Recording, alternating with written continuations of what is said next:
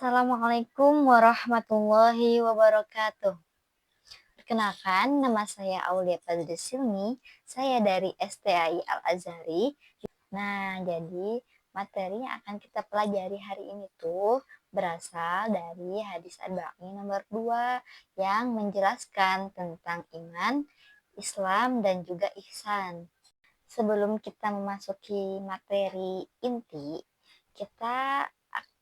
saya akan menjelaskan terlebih dahulu sejarahnya beserta arti dari hadis Arba'in yang kedua tersebut.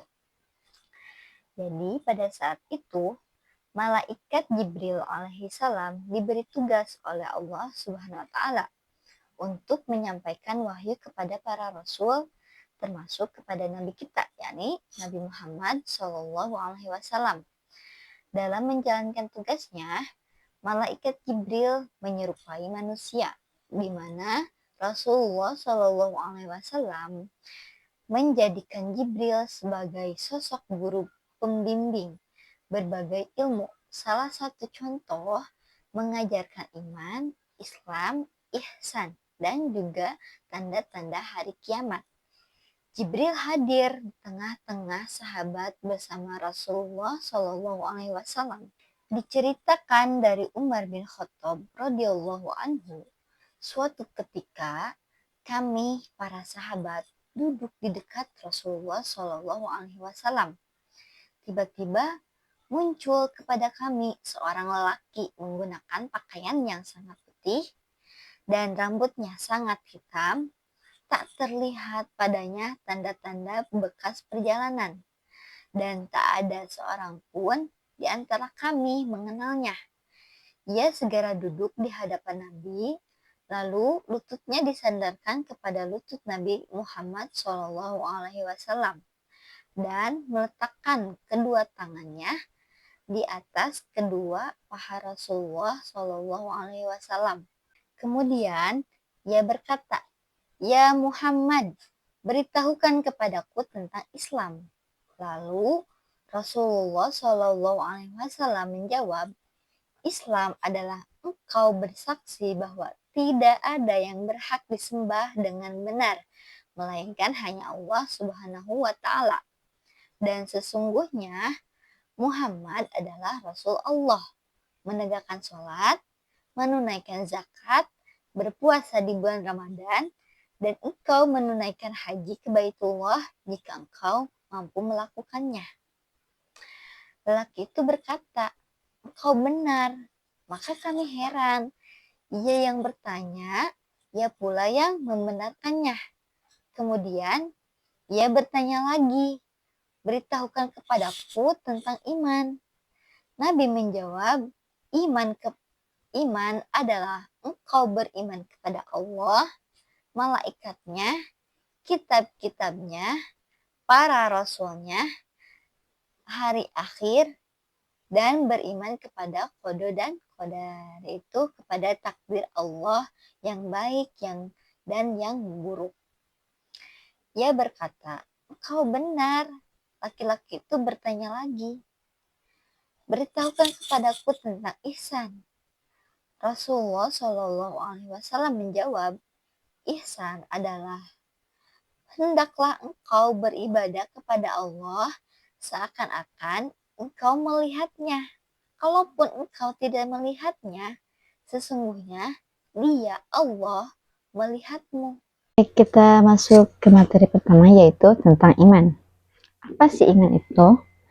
Ini ada definisi menurut para ulama berdasarkan dalil dari Al-Quran dan hadis.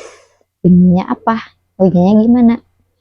Al-imanu ma'rifatun bil qalbi wa qawlun bil lisan wa amalun bil arkan. Artinya, iman adalah keyakinan pengenalan di dalam hati, diucapkan dengan lisan, terus diamalkan dengan anggota badan. Nah, maksudnya keyakinan pengenalan di dalam hati itu apa?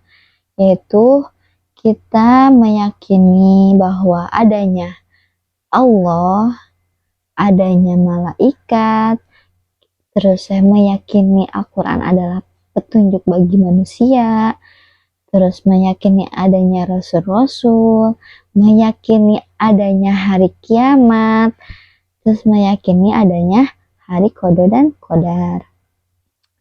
Nah, itu saya diyakini dengan oleh hati. Terus diucapkan dengan lisan, yaitu dengan cara kita memperbanyak zikir kepada Allah ya. Terus diamalkan dengan anggota badan, yaitu kita mengamalkan, kita meyakini, misalnya kita meyakini Al-Quran, terus kita mengamalkannya kepada orang lain. Kita mengajarkan Al-Quran, mengajarkan tahsin gitu ya, cara membaca Al-Quran dengan baik dan benar.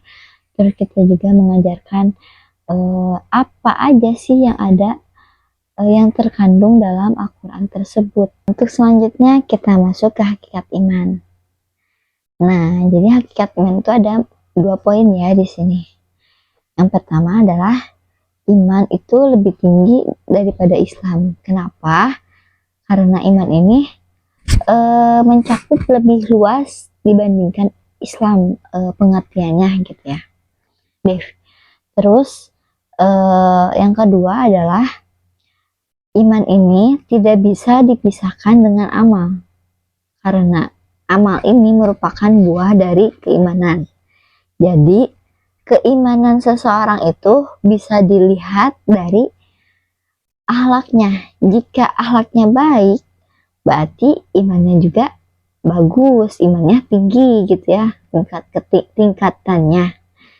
Terus jika akhlaknya buruk, berarti imannya juga buruk, rendah gitu ya, masih keimanannya di tingkat lemah gitu. Di sini ada ayat Al-Quran ya, dari Quran surat Al-Anfal ayat 2 sampai 4 yang bunyinya, ini artinya ya, sesungguhnya orang-orang yang beriman itu adalah mereka yang disebut nama Allah gemetarlah hati mereka, dan apabila dibacakan kepada mereka ayat-ayatnya, bertambahlah keimanan mereka karenanya, dan kepada Tuhanlah mereka bertawakal, yaitu orang-orang yang mendirikan sholat, yang menafkahkan sebagian dari rezeki yang kami berikan kepada mereka.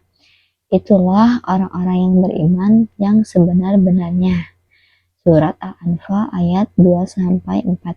Nah, di sini ada kata gemetarlah hati mereka, yaitu berarti ketika dibacakan ayat tuh gemetar. Karena apa? Karena yang pertama langsung ingat kepada Allah, terus saya langsung takut gitu ya, takut sama Allah gitu ya, saking takutnya jadi si hatinya tuh gemetar. Terus ketika dibacakan ayat Al-Quran, si keimanannya tuh bertambah gitu. Ada lagi ya, kita juga pas sudah pada hafal ya rukun iman, tidak jauh dari rukun iman, yaitu yang pertama apa? Takutnya pada lupa. Yang pertama adalah iman kepada Allah, jadi kita meyakini adanya Allah. Yang kedua, iman kepada malaikat, jadi kita meyakini adanya malaikat-malaikatnya Allah. Yang ketiga, iman kepada kitab-kitabnya, kita meyakini gitu bahwa Allah tuh menurunkan kitab ya, kayak Al-Quran, Injil, Taurat, terus apa lagi? Sudah pada hafal ya. Terus yang kelima itu iman kepada hari kiamat. Terus yang keenam adalah iman kepada qada dan qadar, yaitu takdir baik dan takdir buruk. Meyakini bahwa takdir baik atau buruk itu berasal dari Allah gitu ya. Ya kalau semisal ya kayak misalnya kita ditimpa musibah, nah kita harus yakin bahwa ini tuh dari Allah gitu ya, bahwa ketika Allah menguji kita tuh, Allah tuh sedang lagi sayang sama kita gitu ya. Sekarang kita masuk ke hakikat Islam. Ada 2 ya, menurut bahasa dan menurut istilah. Nah, kalau menurut bahasa ini tuh berasal dari kata bahasa Arab, yaitu aslama yuslimu islaman. Artinya tunduk, patuh, berserah diri, keselamatan, kedamaian, dan kemurnian. Nah, terus ada kata dari akal salam yang terbentuk dari salim, yaitu artinya selamat, sejahtera, dan tidak cacat. Nah, kalau menurut terminologi atau istilah itu, agama Islam ini tuh adalah agama yang berasal dari Allah Subhanahu wa Ta'ala, yang diturunkan kepada Nabi Muhammad melalui malaikat Jibril. Nah, agama Islam itu untuk umat manusia, untuk kebaikan dunia dan akhirat manusia, dengan cara melakukan perintahnya dan menjauhi larangannya. Ya. Itu disebut takwa. Definisi takwa itu melaksanakan perintah Allah dan menjauhi larangannya. Di sini ada ayat Al-Quran ya, surat Al-Imran ayat 19, artinya sesungguhnya agama yang diridhoi di sisi Allah adalah Islam. Orang-orang yang telah diberi kitab tidak berselisih, kecuali setelah datang pengetahuan kepada mereka karena kedengkian di antara mereka. Siapa yang kufur terhadap ayat-ayat Allah, sesungguhnya Allah sangat cepat perhitungannya. Nah, jadi di sini tuh agama yang paling diridhoi oleh Allah tuh ya agama Islam gitu ya. Di sini ada rukun Islam ya. Pasti udah pada hafal juga. Rukun Islam itu ada 5, yaitu ada syahadat. Apa itu syahadat? Syahadat adalah kita tuh bersaksi bahwa tidak ada Tuhan selain Allah dan Muhammad adalah utusan Allah. Nah, yang kedua ada sholat. Nah, kita di dalam Al-Quran banyak sering kali ya mendengar kata wa aqimus sholat, wa atuz zakah. Jadi kita tuh diperintahkan untuk melaksanakan sholat. Sholat ada berapa? Ada 5. Itu yang wajibnya ya. Kalau yang sunahnya mah banyak ada. Kalau sholat rawatibnya ada 17 ya, 17 rakaat. Dan sholat sunahnya banyak ya, kayak sholat duha, sholat tahajud, sholat hajat, sholat taubat. Tapi kalau yang wajibnya mah yang 5 itu kayak subuh, zuhur, asar, maghrib, isya. Nah, itu yang wajib dilaksanakan. Kalau yang sunahnya mah gak dilaksanakan juga tidak berdosa, tapi kita akan ketika kita melaksanakan sholat sunnah itu akan mendapatkan pahala yang lebih banyak gitu ya. Kayak kalau kata adik aku mah bonus gitu teh. Terus yang ketiga ada puasa ya. Ini beda-beda sih ya. Kalau di hadis itu ada di hadis itu tuh disebutnya zakat dulu, terus baru puasa. Kita zakat dulu aja ya. Nah, yang ketiga ada zakat, yaitu zakat itu yang paling diwajibinnya yaitu zakat fitrah, yaitu zakat setelah bulan Ramadan.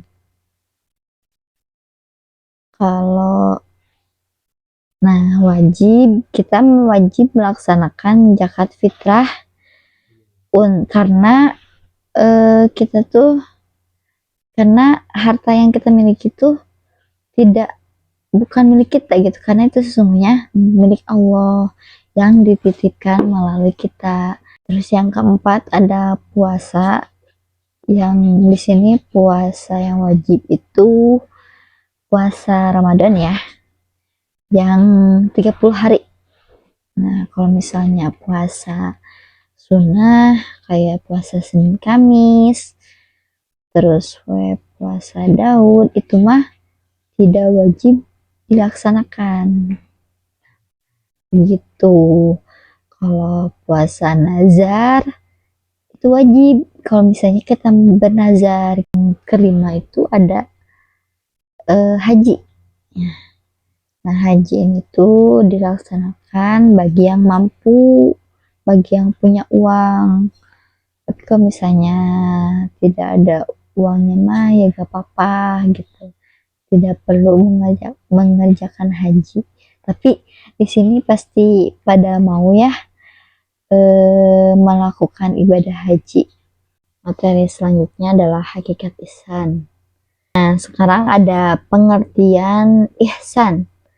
Ada menurut bahasa dan juga menurut istilah. Apa itu ihsan? Menurut bahasa, ihsan ini tuh berasal dari kata ahsana yuhsinu. Ihsanan. Ahsana yuhsinu yang artinya eh, menjadikan sesuatu itu lebih baik atau memperbaiki gitu.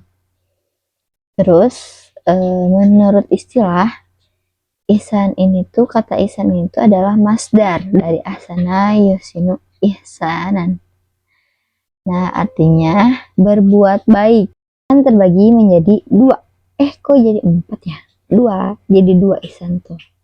Ada ihsan beribadah kepada Allah dan juga ihsan terhadap pemberian Allah.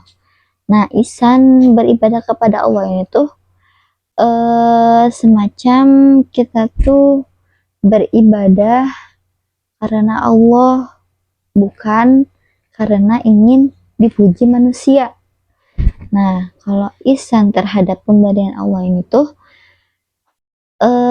kita berinfak dari harta yang kita miliki ya. Jadi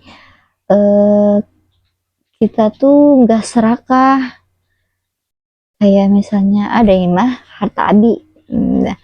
Ingat, harta itu bukan milik kita, tapi ini tuh titipan dari Allah. Makanya kita harus menggunakan pemberian Allah ini tuh sebaik mungkin, yaitu dengan menginfakkannya kepada yatim piatu atau kepada orang yang kurang mampu gitu ya. Itu cara ihsan terhadap pemberian Allah. Terus juga ada misalnya kita senantiasa bersyukur atas apa yang Allah berikan kepada kita. Sekarang kita masuk ke materi hubungan antara iman, Islam, dan ihsan. Nah, iman adalah pondasi ya. Iman adalah pondasi dasar kita. Jadi yang paling dasar banget tuh iman. Terus Islam, Islam itu teh buah dari seseorang tidak dapat dikatakan sempurna agamanya jika hanya beriman di dalam hati, terus tidak melaksanakan syariat Islam. Nah, terus melakukan ibadah tuh hanya untuk menggugurkan kewajiban tanpa menghadirkan keikhlasan di dalam hati. Nah, itu tidak bisa dikatakan entah itu teh disebut tidak sempurna agamanya ya. Oke.